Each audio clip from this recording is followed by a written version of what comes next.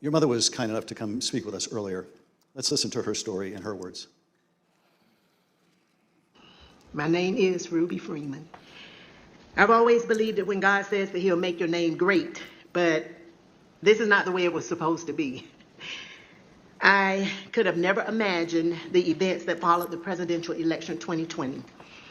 For my entire professional life, I was Lady Ruby. My community in Georgia, where I was born and lived my whole life, knew me as Lady Ruby. I built my own business around that name, La Ruby's Unique Treasures, a pop-up shop catering to ladies with unique fashions. I wore a shirt that proudly proclaimed that I was, and I am, Lady Ruby. Actually, I had that shirt on. I had that shirt in every color. I wore that shirt on Election Day 2020. I haven't worn it since, and I'll never wear it again. Now, I won't even introduce myself by my name anymore. I get nervous when I bump into someone I know in the grocery store who says my name. I'm worried about who's listening. I get nervous when I have to give my name for food orders. I'm always concerned of who's around me. I've lost my name, and I've lost my reputation. I've lost my sense of security, all because a group of people, starting with number 45 and his ally, Rudy Giuliani, decided to scapegoat me and my daughter, Shaye, to push their own lies about how the presidential election was stolen. Ms. Moss, how has this experience of being targeted by the former president and his allies affected your life? It's turned my life upside down. I no longer give out my business card. I don't transfer calls. I don't want anyone knowing my name. I don't want to go anywhere with my mom because she might yell my name out over the grocery aisle or something. I don't go to the grocery store at all. I haven't been anywhere at all. I've gained about 60 pounds. I just don't do nothing anymore. I don't want to go anywhere. I second guess everything that I do.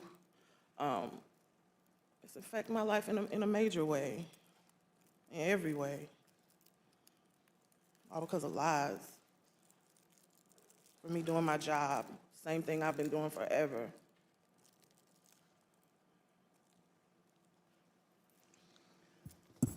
Your mother also told the select committee about how she had to leave her own home for her safety and go into hiding after the FBI told her that it would not be safe for her there before January 6th and until the inauguration. Let's listen to a clip of her story in her own words. Around the week of January 6th, the FBI informed me that I needed to leave my home for safety. And I left my home for safety around that time. Understood. How long did you stay out? Did you remain outside of your home for your own safety? I stayed away from my home for approximately 2 months. It was horrible.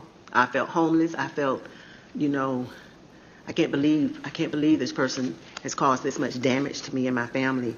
To have to leave my home, that I've lived there for 21 years, and I'm having to have my neighbors watch out for me, and I have to go and stay with somebody.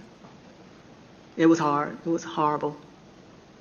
And that your conversation with the FBI about needing to leave your home for your own safety, or perhaps recommending it, do you remember, was there a specific threat that prompted that, or was it the accumulation of threats that you had received? What prompted it was getting ready to,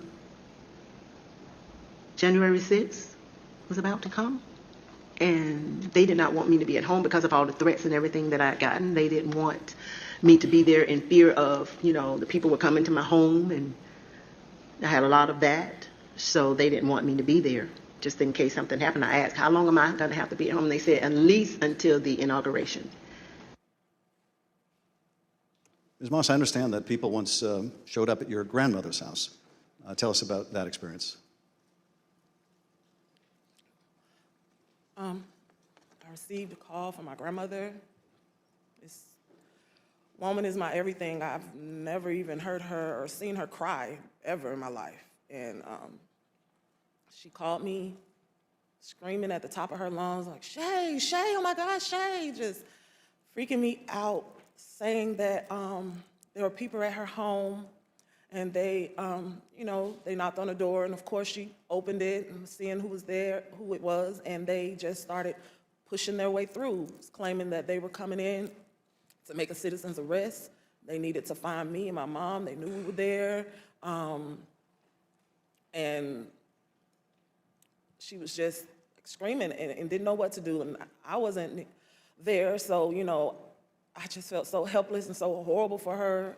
And she was just screaming. I told her to close the door. Don't open the door for anyone. And, she's a 70-something, I won't say a-year-old woman, and she doesn't like having restrictions. She wants to answer the door. She likes to get her steps in, walking around the neighborhood. And I had to tell her, like, you can't do that. You have to be safe. And she would tell me that at night, people would just continuously send pizzas over and over to her home, and they were expecting her to pay for these large amounts of pizzas. And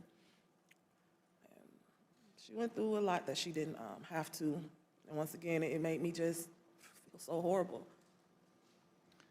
In addition to the personal impact this experience has had on you and your family, one of the things that I find most disturbing is how these lies discourage longtime election workers from continuing to do this important work. Tell us, if you would, of the other election workers shown in that State Farm Arena video and their supervisors. How many are still election workers in Fulton County? There is no permanent election worker or supervisor in that video that's still there. And did you end up leaving your position as well? Yes, I left. Ms. Moss, I want to thank you for coming to speak with us and to thank you for your service to our democracy. What we have just played is a truly horrible and appalling sample, but just a sample of the things that were said about you and your mother following the election. I want to say how very sorry I think we all are for what you've gone through, and tragically, you're not alone. Other election workers around the country have also been the subject of lies and threats. No election worker should be subject to such heinous treatment just for doing their job. With your permission, I would like to give your mother the last word. Yes. We're just going to play the tape. There is nowhere I feel safe. Nowhere. Do you know how it feels to have the President of the United States to target you?